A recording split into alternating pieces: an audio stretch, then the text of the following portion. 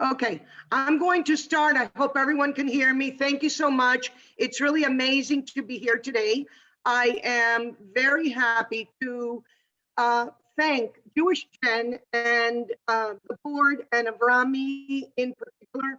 It is, I think, a real leap to go into Crypto-Jewish genealogy. I think that there have been so many other times in the many years that I've been doing this that I have approached other organizations, and it's never been taken as, let's say, serious part of genealogy, and especially Jewish genealogy.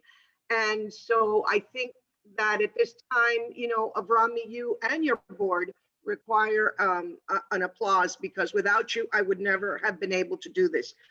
For those that have never heard me, and I'm just going to take the elevator version of, I was personally able to trace my maternal lineage going back 1405, pre-Inquisition Spain and Portugal, and my paternal lineage to the 1100s in the Canary Islands. As I was doing this research, I was able to appreciate how quickly the resources died out in the 1800s and maybe the late 1700s. So when I started, nothing was online for this genre. And traveling around Latin America and Europe, I was able to pick up the old books that are out of print, books from 1893, 1850, books that were listing Inquisition data, and I started collecting them. And not only collecting them, and I must say, I wasn't doing this to share this with the world. I was doing this to try to find my own lineage. So basically, I started actually documenting and putting them into spreadsheets, putting all this stuff into spreadsheets until I had maybe, I don't know, 8,000 entries. And in an Excel spreadsheet, I had to make pivot tables. I was trying to make sense of trying to find my own lineage this way. At the end, with my own lineage, I was able to just do it in Spain via Inquisition records, but I started to see that there was nothing available, and I started to also understand that everything that had been written extensively, but for a small area of the world. In other words, if it's about the Curaçao Jews in the Netherlands Antilles, there's exhaustive amount of information. Or let's say Suriname in South America, or in Amsterdam, or in the Kingdom of Aragon, or wherever, Canary Islands, exhaustive information in written word, nothing on the internet, and it was impossible to trace your own lineage unless you kind of looked at it on top, kind of like from a bird's eye view, and look down to try to make sense of it.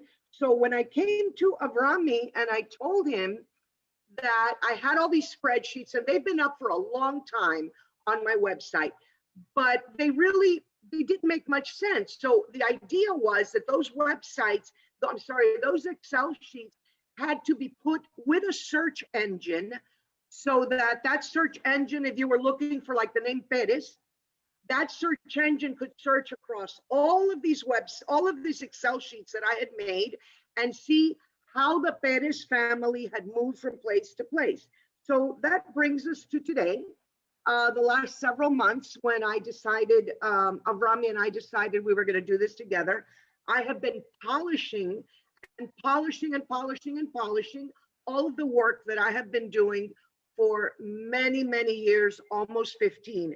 So if some of you see that some of these Excel spreadsheets are missing a little bit of information as far as sourcing, no problem. They will be fully sourced. And right now we had a date. We had to meet this date. We tried to get as much of the actual information as possible.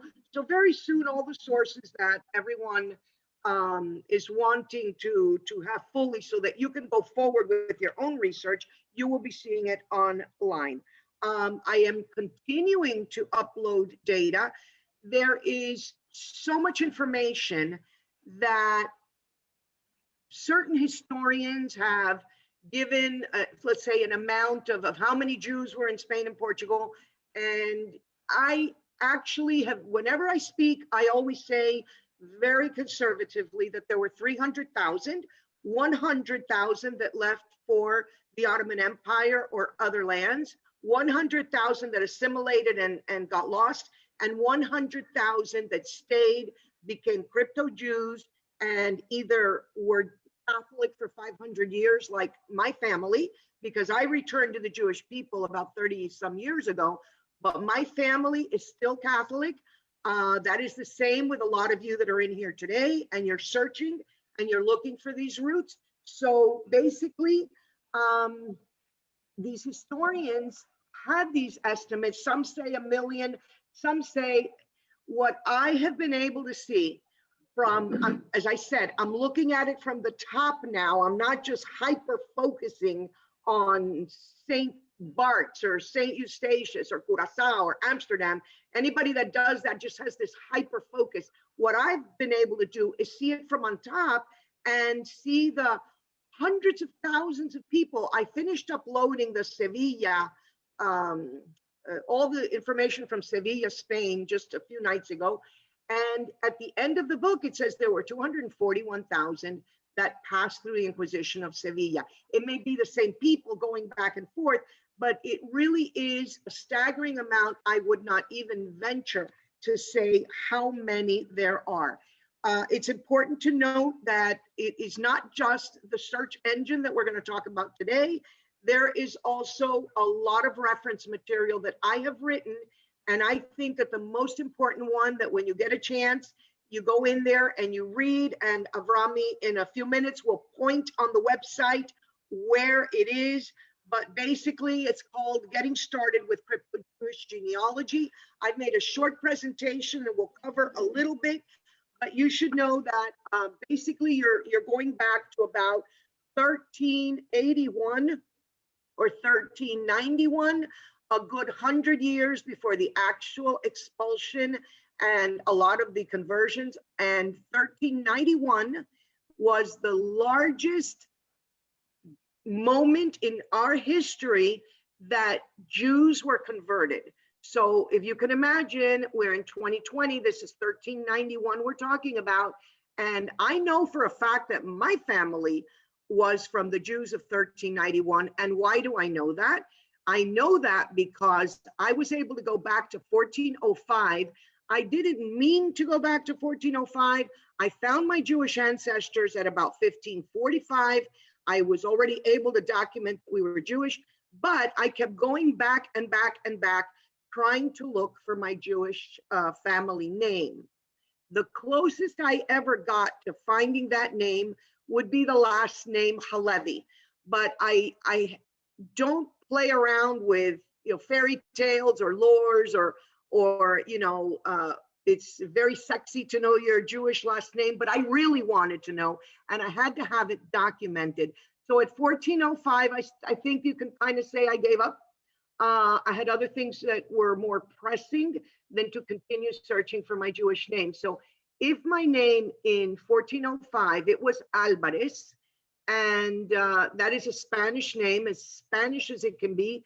So I know that my family was converted way before. So I would like to go over the presentation of Rami, if we could.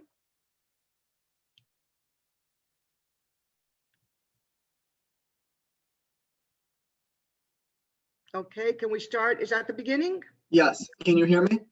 Yeah, I can hear you now. Let me hear you. Can you talk a little bit? Because you were really breaking up. Yes, I see your screen. Can you see the screen?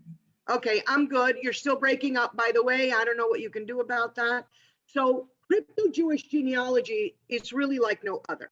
Even for seasoned genealogists, delving into Crypto-Jewish genealogy is a total turnaround of all your previous mindsets.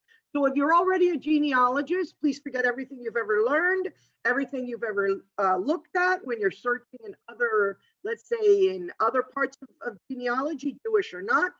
So first thing I want you to do is I want you to forget everything that you heard from your family, the stories, the lores, the information that was passed down from all those abuelas, and make believe you know nothing. This will help you tremendously because it will allow you a free search into the past without getting stuck in a particular region or town. I have seen many people looking for their crypto-Jewish roots. People come to me all of the time for asking me questions. And the first half of the email is the whole family story about where they were and the abuelita lighting candles. And it's beautiful, these stories. I'm not saying they're not your stories. I'm just saying that for the purpose of really documenting your lineage, you're going to have to put these stories aside for a little while. So remember that we're attempting to go down 500 plus years of history and look at the underbelly of what everyone else is seeing. Why? The Crypto-Jews were doing just that. They were being crypto. They were hiding. So this is not really Sephardic genealogy. A lot of people argue. I've gotten, Avrami has gotten, and I have gotten a lot of comments as this has been going on, that once they moved into the New World, they were no longer crypto, they were Sephardic. And I agree with that 100%. For the purpose of this presentation and for the purpose of the collection, I am talking about crypto-Jewish roots. So even if the family showed up in Jamaica and they were openly practicing, and they had come from Amsterdam before that, they had come from Portugal before that. So if you want to go back to the 1400s, you're going to have to go back to where they were crypto, because after a certain time, they were crypto after 1492. So the reality is that, yes, this is Sephardic genealogy. And when I say this is not, I mean, we are not discussing the Jews that went to the Ottoman Empire. That is a topic for another time. And honestly, I am not well versed in that at all. This collection is about the Jews that converted and became Catholics or other religions. Many are Catholics still today. And with this collection, they can trace their histories, and you can be able to see how they migrated from place to place. Next. Okay, so many of the sources, as I said, were located overseas in libraries, dissertations, and Inquisition records. These two first books from the region of Zamora in Spain, where my family is from, they were in the library on the provincial library of Zamora. It was never going to be up online. It was never going to be anywhere. All the things that I uploaded had primary sources. There was bibliographies. There was really documented. There's dissertations. There's academic articles. And I don't mean lately. I mean going all the way back to the 1800s. And like this last book to the right, this is a book that has not been digitized. I personally held it in my hands in the Canary Islands. There are some Inquisition documents in the Canary Islands. This particular book has the genealogies of people in the Inquisition. Hello, this is exactly, I couldn't copy anything from it. I couldn't take pictures. I wasn't allowed to do anything except what you see here. So as you can see, even though I have uploaded incredible amounts of information and, tried my best to get at sources, that even though these sources are online, for example, the sources from Amsterdam, those are online. However, they are not connected to anything else. So what I'm trying to do here is have a person have the ability, if they want to go from Portugal to Amsterdam, from Amsterdam to St. Eustatius, or down to the community that was there from Amsterdam Jews in Cayenne and Suriname, and be able to perhaps, if not follow the diaspora of their own family, they can follow the diaspora of the family name, which of course makes it much better if you happen to be a male, because the family names did change constantly. But at least you'll be able to follow the name, whereas a lot of the digitized material, as I said at the beginning, it's inside, it's there, it's online, but it's not attached to anything else. Next slide. Okay, you need to know the regions of each country. This is ground zero. So if you hope to have success you're going to have to put aside a little bit the enthusiasm to start clicking around on this beautiful collection. And the collection is beautiful. What's even more beautiful is the search engine that JewishGen has made. But if you notice, there are many different regions. So yes, while the Jews moved around a lot, the Crypto-Jews and the people of the time, they were involved in heavy trade. People don't understand that everybody continued being involved in heavy trade. They were going to China, they were going to South America, they were getting pearls, they were bringing them back. A lot of people were in the slave trade. They were going to Africa, they were picking up slaves, they were bringing them to the New World. So there was a lot going on, but we're starting in ground zero. And ground zero is right in front of you because this is where it all began. So basically, you understand the regions, keep it next to you, and somebody that was living, let's say, all the way in the north, west of Spain, in Galicia, chances are that you won't find him all the way on the east in Barcelona. All of this are not rules are set in stone. It's just that you understand that about 95% of the people would be around their region or involved in trade. Next slide. Okay, rule of thumb. And that is to keep going west. Keep going west. You just saw Spain and you saw Portugal. Keep a map with you. Keep going west if you're looking for and following your family. When you find the sources with your family names, go west. And I think they made a movie that said go west or something like that. Of course, before anyone jumps, some people went east, but we're talking by and large, what I have been able to appreciate after decades of this is that they were going west. We know that people left Spain and they went to Bordeaux and they went to Venice, but normally from the Crypto-Jews, they were going west. They were going from Bordeaux, they were going to Antwerp. From Antwerp, they were going to Amsterdam, then they went to London. In general, the flow of this is going west. So the migrations went mostly from east to west, Spain, Portugal, Belgium, Holland, Netherlands Antilles or other islands, and Mexico. Therefore, if you find many results for your name, start at the furthest east is where you would start as we look at this and continue west, and most likely you will be following their diaspora. An interesting note is that typical Sephardic lineages will have their diasporas going east. So the people that left Spain were going east. They were going to Syria and they were going south and they were going east. But we are following a different type of lineage. We're going to be going west. Next. Okay, so important. Last names change constantly. First names did not, unless the family would get an alias, which was very common.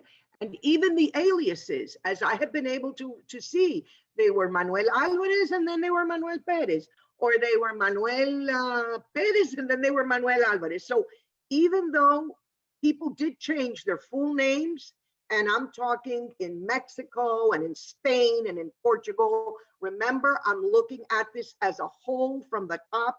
The last names changed with every document. I have seen in my own 22 abuelas that I followed, they would be born with one last name, they would be married with another last name, they would die with a different last name. Sometimes it was the name of the mother, sometimes it was the name of the father, sometimes it was the name of the grandfather, sometimes it wasn't, and it was just kept changing to hide from the Inquisitions. So first names is a good way. The great thing for investigation is that you will see it's a great thing for investigation. There's not that many names, so you will see the same names again and again and again and again and again. So that's with the first names and that's with the last names. It will just be a constant thing with the names.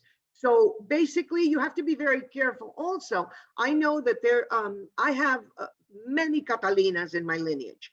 Catalina seemed to be the name that was a queen at the time, and everybody named their daughters Catalina. Most of my family women are named Catalina, And in one generation that I was looking for the grandmothers, there was 5 Catalinas in this tiny village of my ancestors at the same time. So you have to be very careful. Don't get too excited. Document everything. Find your primary source. And once you find your primary source, then you can be pretty sure. Try not to, take information from the internet that belongs to another family, because the names were the same. Occupations rarely changed. A goldsmith or a weaver would continue his trade no matter where he moved to. So I don't care if it was Manuel Alvarez and now it's Manuel Perez. If you had a Manuel Alvarez that was a goldsmith, and all of a sudden you have a Manuel Perez showing up that's a goldsmith, that should perk up your ears. That should give you red flags. That is definitely something to look much closer into. Names are misspelled. Do not think for a minute, a second, that Jimenez, and Jimenez are not the same family. It is spelled in many different ways. I've had people tell me, oh, but the name Prado, it was spelled, my family name is Prando with an N, and Prando and Prado are going to end up being the same name. So please understand that there's a lot of misspellings. The old records are difficult to read. People wrote down what they saw. So, bear with the misspelling, which brings us to ES and EZ. Many people think that if it's ES, it meant that they were Jews, EC, that they were not. The last names were written with EZ in Spain and with ES in Portugal. Back to EZ in the New World. No hidden meanings. This was with all names, Jewish or not. I have listed the names of the Inquisition when I have found them in the Inquisition records. Do not be discouraged if your relative was an inquisitor. And I want to make a big point of this because it took me a lot of heavy thinking, discussions with JewishGen, discussions with people that are more learned than I wanted to leave the inquisitors out. Because if it were me searching for my crypto-Jewish lineage and I found an inquisitor that I got to a relative that was an inquisitor, I think that would be very distressing. However, understand that I left them in because I wanted to leave historical facts as historical facts. I don't want to take stuff out when it's convenient. Many crypto-Jews became inquisitors to hide that they were Jews. There's no way to tell who was who unless you can follow them out of their original location, and hopefully this collection will help you to do that. Just because they were inquisitors does not mean that they weren't crypto-Jews, and just because they were inquisitors, it does not mean, except for a select few who we know who they are, we will find, and I did upload, for example, in Mallorca, I did upload an incredible amount of, I had all of the inquisitors. I did not want to leave it out. Endogamy was rampant. Men marrying their nieces, first cousins marrying. This is a normal trait in crypto-Jewish families. And in mine, every single generation married a cousin except my mom and dad. Every single generation. So I have what's called a collapsed pedigree. So please understand that this wasn't something odd or weird. Oh my God. No, this is what happened. And a lot of it also happened in the shtetls. When you're looking at Ashkenaz genealogy as well, it happened in royal families. They didn't want to marry outside of the royalty. So basically it is just something, and it is what it is. Next. Okay, abbreviations, and so very important to have charts. And I pretty much talk about this every time I give a talk. I'll just run right through it. You will hopefully be able to go back and read the full primary source of the sources that I have put up, especially the information from Curacao, for example. There are books and books and books written that are talking about the background and ancestry of each family. I have not, and they talk, this could have been so-and-so who went from Amsterdam and then went to Aruba and then went to Curacao, and maybe he was the wife or maybe it was the husband of. I have not put any of those suppositions in there. That's just, to me, it's not a primary source. So if you eventually will have to go get your charts from the internet, understand the abbreviations.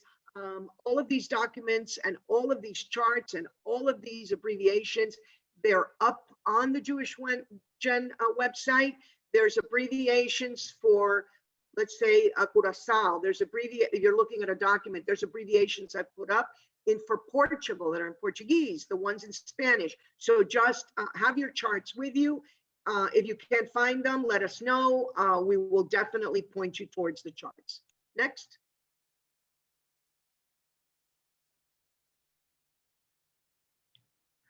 Okay, so in the JewishGen, I'm very excited, as I said at the beginning, that Crypto-Jewish Genealogy made the big league.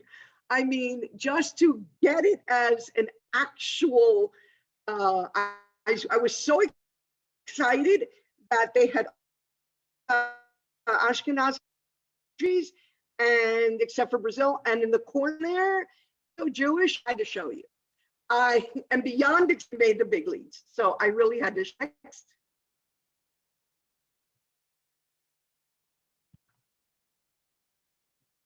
Avrami, next.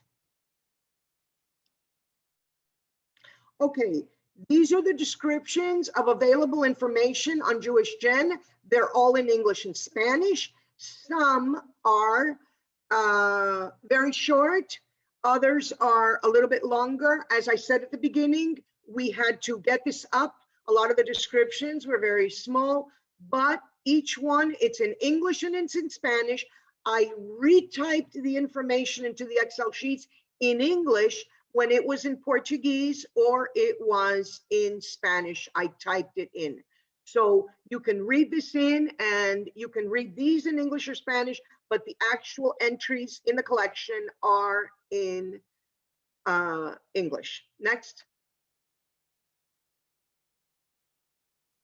Okay, it's really important that you document your family history. These are the books that I have written. I started with my 15 grandmothers, Pyre to Fire, which I was actually able to document my family from all the notary records and everything, and I was able to document where they went as Cripto-Jews. Then I found that my mom had recipes still from the Inquisition hiding after all these years, and family recipes. I wrote that. I wrote how I found my 15 grandmothers, and they are also in Spanish. My 15 grandmothers has been translated into Hebrew, Yiddish, and Farsi. And you can always reach me at jeanniemilgram.com. My books are on Amazon, but more than that, the purpose for this is to tell you to document your genealogy. Nobody wants those huge vats of paperwork that we all collect. And I'm sure that our great-grandchildren aren't going to want these massive boxes full of flash drives. So document it. It's easier for people to remember. It's an important history to document. So please just start writing. Get on that computer and start writing. Next. Okay, that's it for now. And Avrami, if you could take this off. And I just want to mention a couple of things before we go to the collection.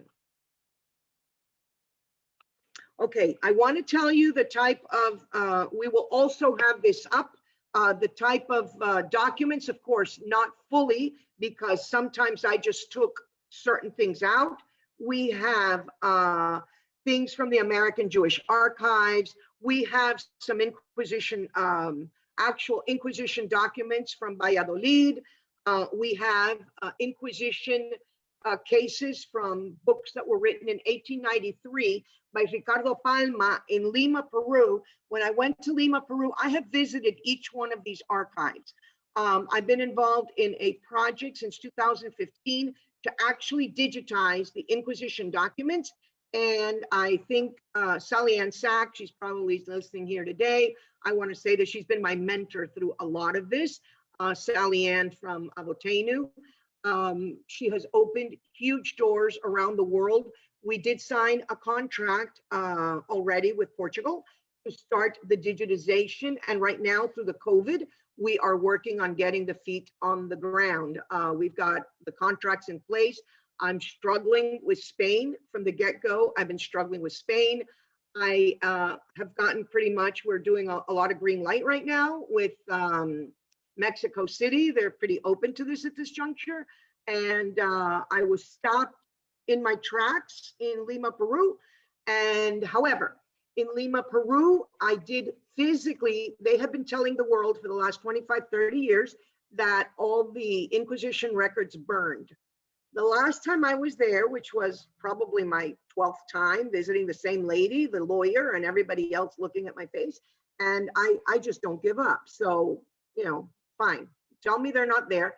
They finally admitted to me that they were there, that the Inquisition documents were there, and I physically saw the boxes, and they were, if something happens to me, they were really there 2 years ago, okay? There was only 70. But this gentleman in 1893 sat right where I sat in the same table probably, and he made this small book that I found in a used bookstore in Montevideo, Uruguay, where he documented, he was a Peruvian historian. So I've got up in this collection every name from the Peruvian Inquisition. So basically, there's a lot of things here. We have a collection from Cuba. And the collection from Cuba, I want to thank my colleague from Miami, Eugenio Alonso. He has been working on this for years. He writes academically. He's an academic. He gives a lot of information. He has been tracing the Inquisition of Cuba. We are nowhere near getting to the bottom of that. It's just very difficult, obvious reasons for Cuba. And if anybody does have a book on the Inquisition or dissertations with the names of Puerto Rico, please send it to me, and I will be so happy to put it up because I'm missing that. So we have specific regions in Portugal, like Covija, and I put up some of the Belmonte things.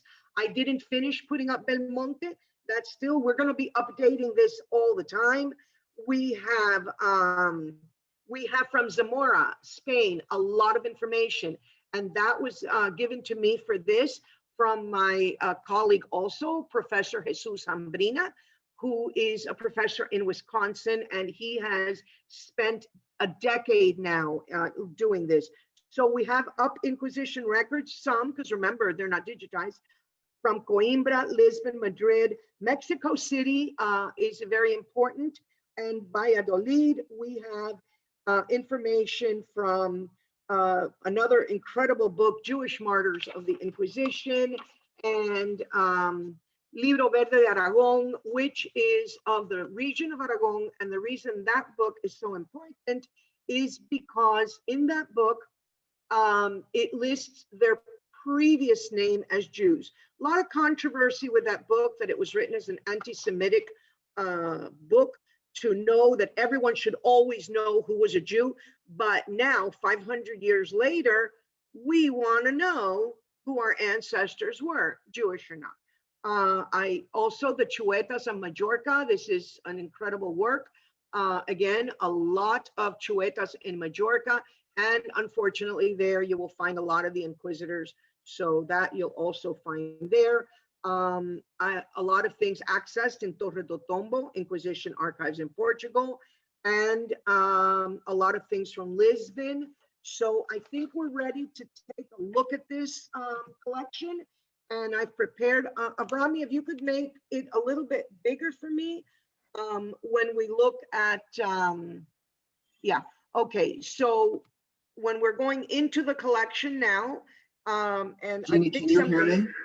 I can hear you. Okay, so do you want me to explain where? Yes, please, absolutely.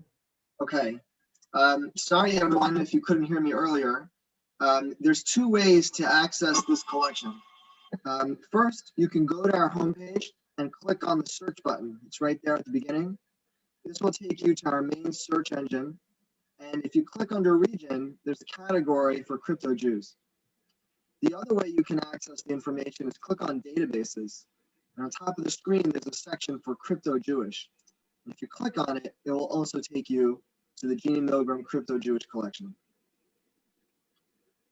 Okay. So we're ready. Let's start with the name Perez, because everybody loves the name Perez. I get a lot of questions on the name Perez. So if you notice, he's put it under surname. Avrami, can you show us the different ways that we can search? Sure. There's a few different options. There's a surname, a given name, a town, or any field. Correct. And the reason that that's done is that now when we show you, let's go in on Perez, we are looking just under surname because we had all the same fields on these Excel spreadsheets. So can you bring it up a little bit? Okay. So if you look here now under the name Perez, you can see that it's in the Amsterdam Sephardic marriage registers. It's in the Cripto-Jews, in the Jews of Coro, Venezuela. Coro, Venezuela was a community that was only in place for a limited period of time. Many people are very interested in finding, I get numerous emails for the Venezuela. So this name appears there too. It appears in diverse Latin America, El Libro Verde de Aragón. It appears in the Mexican Inquisition, the Canary Islands Inquisition, Colombia. So let's take a look, Rami, if we can for a minute, at the Mexican Inquisition, at the Mexican database. Okay.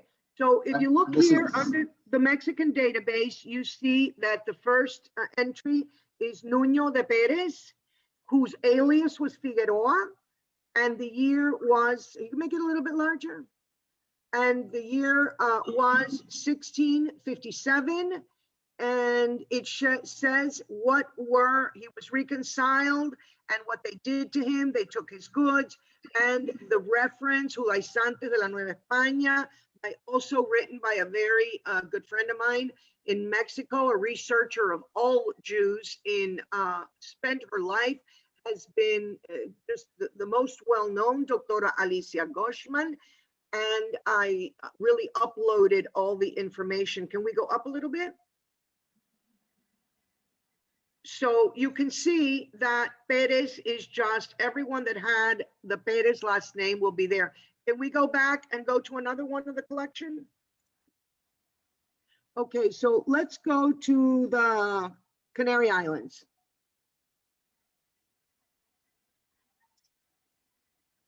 Okay, so in the Canary Islands, we have these two people, and we find it in the Canary Islands, and you see, like the first one, he was burned in effigy. When somebody was burned in effigy, they were burning statues with the person's name written on it, or they were or many people died in the Inquisition prison, and they were burning his bones or her bones afterwards. By the way, there was no discrimination. Children, adults, men, women, it doesn't matter. They're all here, right? So Tomé Perez, this is in the Canary Islands. Let's go back. So if you were searching your own family in Perez, I would suggest that you do as I say, said in the beginning, you go west. So you look at your map and you go west. And that way, hopefully you will be able to find it. Can we go back? Let's do another one. We want to have some time for questions and answers. Okay, Abrami, let's look in any field for Cuba. By the way, also type names into any field, because if the alias or it's in the comments, if I wrote something about Perez, let's say Maria Suarez, I might have written in the comments, had a husband named Anton Perez, you'll only find that under anywhere, right? So let's look for Cuba under any field. Okay, so here you find the Cuban victims of the Inquisition. This is the one that was done by my colleague, Eugenia Alonso. Jews and Crypto-Jews in Cuba was done by me. They're also found in diverse Latin America. They're found in the Mexican Inquisition, and they were found in the Inquisition of Sevilla. These are people that may have been traveling around, but basically that's where you would find Cuba. Can we go back? And I want to look for Toledo in any field. Now, you need to, I think it's best that you start looking at surnames and then you move to any field, because you have something like Toledo that is a name and it's a city. So you want to be able to find, Avrami, can you click on that? Okay, so when we do it like this, you find a lot more, and you see that it's just 1 record, 2 records, 10 records. So the more records that you find, obviously, the more prominent that name was from the resources that I put up. So if you look at the Inquisitions and Jews in Spain, 33 records, if we could take a look at that. So here you are, and we talk about who the person was. Now, this first one, it was in Toledo, Spain. I'm sure that we will find others whose last name is Toledo. So I think you get, let me see if there's another one we want to check out. Let's look at Belmonte, which is also a last name and a location that harbored Crypto-Jews. Until today, descendants of the Crypto-Jews. Understand that when I talk about Crypto-Jews, I don't consider myself a Crypto-Jew. I am not hidden in any way, shape, or form. I am very out there, and I am a descendant of Crypto-Jews. So here in Belmonte, where you see marriage registers, obviously that was as a last name, in the deeds as a last name. And then when we look down and it says students at the Rosh Pinah Jewish Theological Institute, if we can click on that, we see the list of the students that they had, when they discovered the Belmonte Jews in 1925 or 6, the London sent over, let's say, supervisors and people to see what on earth was going on. And all of this is coming from the survey that was done in London on the community. So here you see that Belmonte is a location and not a name. You will find that there's 2 ways to look at this: origin and residence. Why is this important? If you know the residence and you know, I am from Cuba, for example, that is my origin. I live in Miami, that is my residence. So why is it important? You really don't care where I live. If I'm looking for my genealogy, I'm going to have to go back to my origin. So while the residence is important, it's normally a passing thing for anybody, right? Any kind of genealogy, it's a passing thing. You're always going to try to get back to the origin of a person. Okay, Avrami, I think we're done with this. If we can take some questions. Jeannie, do you want to show people the descriptions in English and Spanish? Yes, we can do that. I'll just click on, so whenever you do a search, on the top of every screen will be the title of the database, and it will be linked. If you click on it, it will take you to a description of the data. And Jeannie has put this together in both English and in Spanish. And it also includes how many records there are in total and what fields there will be in that database. So the English is here and the Spanish, and then down here you'll see the different fields that you'll find. And this description Jeannie has created for each and every single database that we have. So and as I said before, some of them need to be a little bit more complete, and I apologize for that, but it is such massive amounts of information. And while I did upload this for years and years and years, when Avrami and I started talking, I had to put everything in all those little formats that he said. So I had the information, it was for me. It wasn't for anybody else to be scrutinizing it, right? So it took me a long time, and we rushed to get this on. We will now go back and we'll just make everything. However, the actual data is definitely polished. That's fine. What may be a little bit incomplete are the descriptions, and we'll go back and take care of that. Okay. I see just a couple 433 questions, so I don't know. It's up to you to pick them out. Sure. I think we should just call attention just to 2 other things. First of all, on the main collection page, if you scroll down, you'll see components of the data sets and how many records there are. So this is very useful information to let people know the breadth of the information that's here, of the data. The other thing I'll mention, as you mentioned in your presentation, are all the background and informational files, which you can access by clicking here, or you could click under the Get Started tab, click on Info Files, and then as Jeannie showed you in her presentation, click on the Crypto-Jewish section. And this will be continually updated as Jeannie uploads information. But as you can see, most of the articles are in both Spanish and English. For example, if you're just getting started, Jeannie's put together a guide for getting started. This is both in English and in Spanish. So there's a lot of amazing material that Jeannie has contributed and uploaded that people can go through. Okay, so you want to do some questions. I think there was one that came in by email. You may want to start with those. Well, I think we should do, let's look at the ones that are here. A lot of them were saying that they cannot hear me. Apologies for the technical I can hear issue. you now. Okay, good.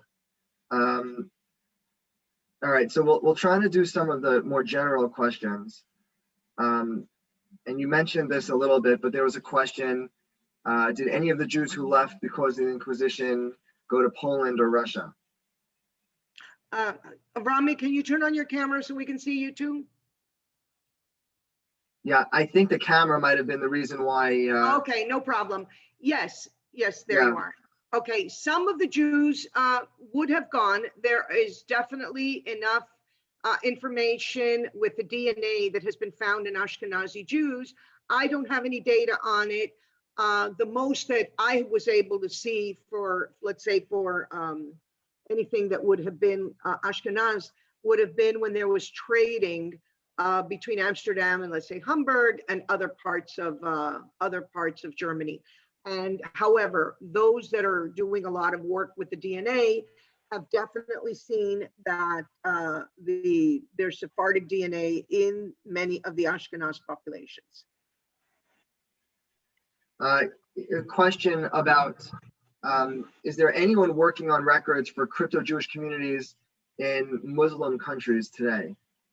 No, I have my hands full. I have a library with over 400 books that I still need to do. So I think that if anybody wants to take that one on, I think it would be absolutely wonderful. But, unfortunately, I have been just with what I have been able to get my hands on, because remember, this stuff may be online in some cases like Amsterdam, but it's not connected. So here is where we connect them. So if you're willing to take that one on, you should talk to Avrami. Thank you for that. We're very pleased to be working on this. And okay, I'm looking through some of the other questions, trying to look at some of the more general ones.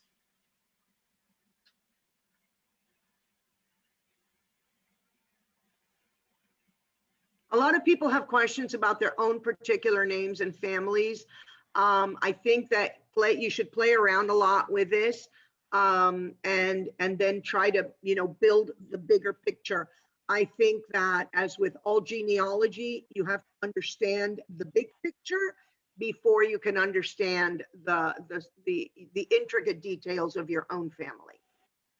So let's do two more questions. One I can field. Someone had a question about how to search through the data. I think that if you look at the recording, which will be available on Facebook and our YouTube channel, you can see how we progressed from screen to screen. But you can also post a message on our discussion group if you're ever running into any issues and you need help just navigating the site. You could post a message and people will generally be helpful. If not, you can always email me and we'll walk you through it. There's a question, Jeannie, for you about DNA. When people might take a DNA test and it shows having a certain percentage going back to the Iberian Peninsula, what would somebody do with those results?